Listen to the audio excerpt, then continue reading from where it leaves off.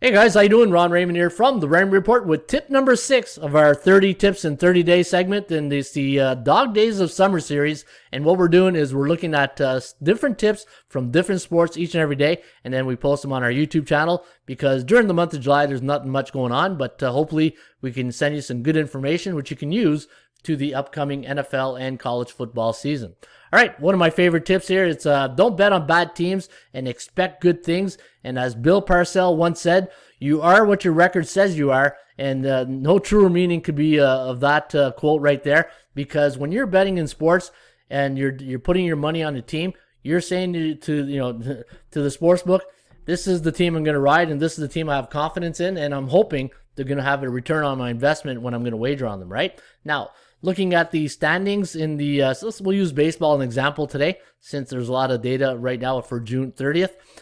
There's two types of teams in the standings. You got teams above 500 and you got teams below 500, right? So you got your winners and losing records. Now, the way I look at it, there's three types of teams.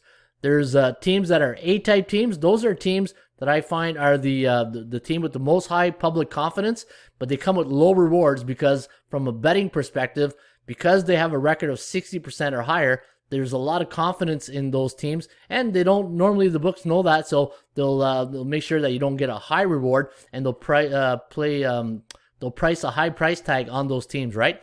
Now, and then you got your B-type teams that are 50 to 59.9 in the standings. Those teams are normally your average type teams that have a moderate public confidence, and they come with a medium reward factor, right? And then your C-type teams below 500, your bottom dwellers, and those are teams that are normally low public confidence, but they come with high rewards, right? You get a team like Miami, Baltimore, or Arizona as an underdog, and if they win a game, most likely against, let's say, an A-type team, they're going to have a high reward factor right there. So when I look at the standings, and I'm saying, okay, let me do the handicapping today. And one of my rules of thumb is right away in moneyline sports, especially in moneyline sports, is that I I don't bet on C-type teams.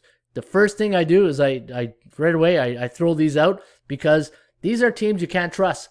They can have a 5-run lead in the 8th inning and lose 9-5, and you say, what happened? Well, you are what your record says you are. And again, when you expect bad teams to do good things, all you got to look is at the record at the end of the day, and then there's your answer, right?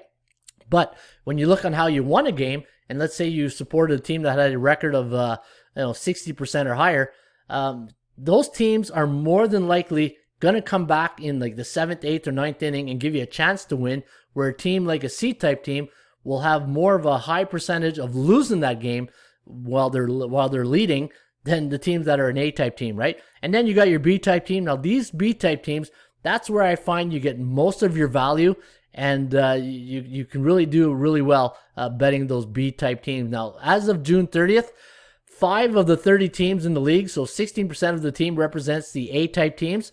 The B-type teams, we have 11 of 30. They represent 36%. So just think about that. You have 16 teams that are representing half of the teams that we could support that have a winning record. And when you look at the Seattle and Cincinnati, you can make a case they're C-type teams because they're 40-40, right? They're not a winning team, but they're not a losing team. They're right there in the middle, and you can throw these two teams back here. So, and when I'm doing my handicapping, and if I see a team that's 40-40 or 39-39, I really got to make a good case for me to support them, right? Because it can go either way.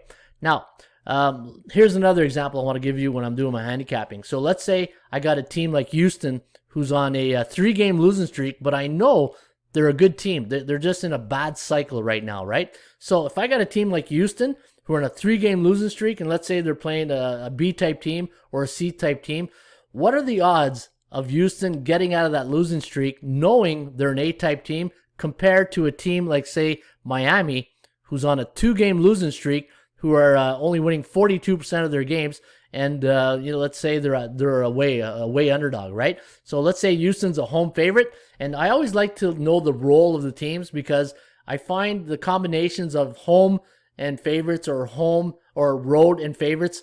Road, see, when you're on the road team, you don't. The perception is you're on the road, you get last change or last at bat or first at bat in this case. It's not like hockey where you get the last line change, right? But if you're like home has some type of advantage, right? They say in football, Football, the point spread could be anywhere from 2 points to 3 points advantage if you're a home team. But in baseball, is there really an advantage knowing that you're the home team? The only thing I can think of is that if you're a home team, you don't really, if you're leading, you don't get the last at bat because it means you won the game, right? And if you're a road team, that means you're on the road. You're probably an underdog in most cases. If you're most definitely if you're a C-type team, and if you're facing an A or B, most likely you will be an underdog. But again, when you start looking at that factor, it boils down to percentage play again. And that's one thing I'm really big at the Raymond Report: value, the percentage play, and the performance cycles. And again, when I look at teams, I'm always looking to see if I'm going to be wagering on a good team, because again, when you bet on good teams, normally good things will happen. But when you bet on bad teams and you expect good things to happen, sometimes it's just not the case, right? And again, anytime you wager on sports and you lose a bet, look at what type of team you wagered on and see who they faced, and there you'll have your answer, right? You are what your record says you are, and that's why I always, when I do my handicapping, I'm always looking to see if I'm betting on a team with a winning record, especially in moneyline sports.